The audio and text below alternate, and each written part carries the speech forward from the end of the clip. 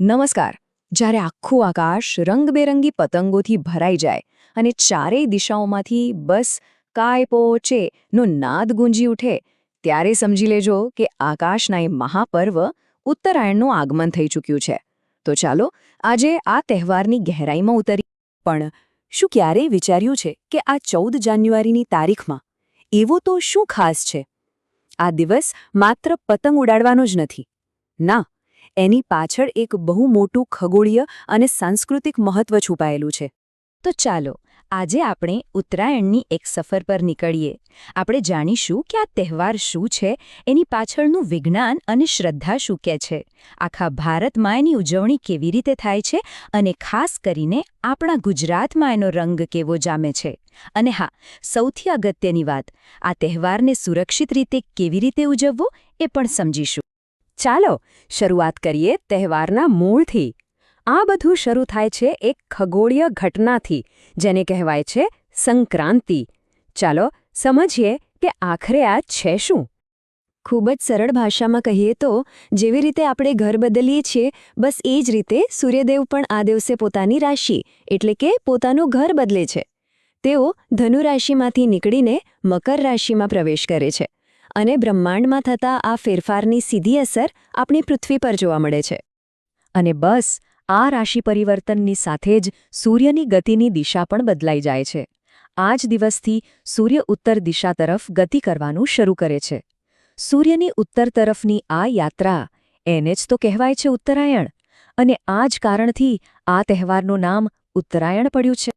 ઠીક છે, સૂર્યએ દિશા બદલી, પણ આ એક ખગોળીય ઘટના આપણા માટે આટલી બધી મહત્વની કેમ છે?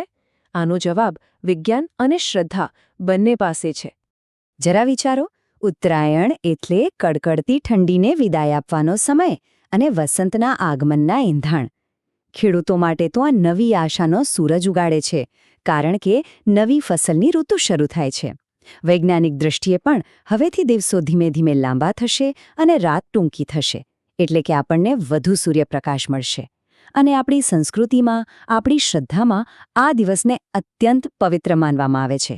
અને કહેવાય છે કે આ દિવસે કરેલું દાન મહાપુણ્ય અપાવે છે. અને આ તહેવારની સૌથી સુંદર વાત શું છે ખબર છે? કે એ કોઈ એક પ્રદેશ પૂરતો સીમિત નથી. ચાલો આખા ભારતની એક સફર કરીએ અને જોઈએ કે કેવી રીતે એક જ તહેવારને અલગ અલગ રાજ્યો પોતાના અનોખા રંગમાં ઉજવે છે. જુઓ, પંજાબમાં લોકો અગ્નિ પ્રગટાવીને લોહરીના ગીતો ગાય છે, તો દક્ષિણમાં તમિલનાડુમાં નવા પાકની ખુશીમાં પોંગલની મીઠાશ ભળે છે. પૂર્વમાં આસામ તેને ભોગાલી બિહુ તરીકે ઉજવે છે, અને મહારાષ્ટ્રમાં તલ ગોળ વહેંચીને મકર સંક્રાંતિની શુભેચ્છાઓ અપાય છે. નામ ભલે જુદા હોય, રીત રિવાજ ભલે અલગ હોય, પણ ઉત્સવનો આત્મા તો એક જ છે, આનંદ અને ઉમંગ. અને હવે આવીએ આપણે ગુજરાતમાં, જ્યાં ઉત્તરાયણનો પર્યાય છે પતંગોત્સવ.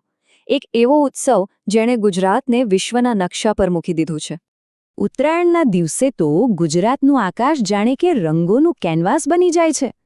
બાળકોથી માંડીને મોટાઓ સુધી સૌ કોઈ ધાબા પર હોય છે. અરે, એવું લાગે જાણે આપણા મિત્રો છોટા ભીમ, ડોરેમોન અને શિવા પણ પતંગની કિન્ના બાંધીને તૈયાર જ ઊભા છે. અને ચારેય દિશામાં બસ એક જ અવાજ ગુંજે છે, કાંઈ પોચે. પણ સાહેબ, ખાલી પતંગ ચગાવવાથી થોડું જ ચાલે, પેટ પૂજા પણ તો કરવી પડે ને. આ દિવસે તો ઘરે ઘરેથી ઊંધિયાની એવી મહેક આવે, અને શિયાળાની ઠંડીને ભગાડવા માટે ગરમા ગરમ તલ ગોળના લાડુ અને ચિક્કી, આહા.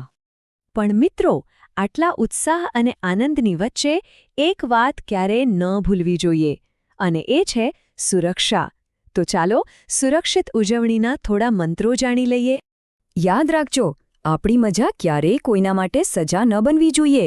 એટલે જીવલેણ ચાઇનીઝ કે નાયલોન દોરીને કાયમ માટે કહી દો ના. પતંગ ચગાવતી વખતે હાથનું રક્ષણ કરવા દસ્તાના જરૂર પહેરો.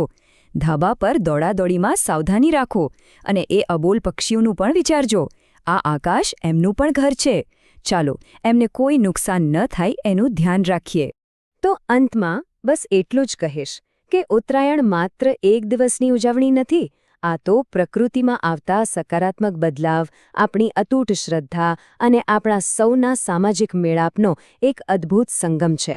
તો આવનારી ઉત્તરાયણે ખૂબ પતંગ ચગાવજો, મિત્રો અને પરિવાર સાથે મજા કરજો, પણ સુરક્ષાને સૌથી પહેલાં રાખજો. આપ સૌને ઉત્તરાયણની હાર્દિક શુભેચ્છાઓ. ફરી મળીશું. નમસ્કાર.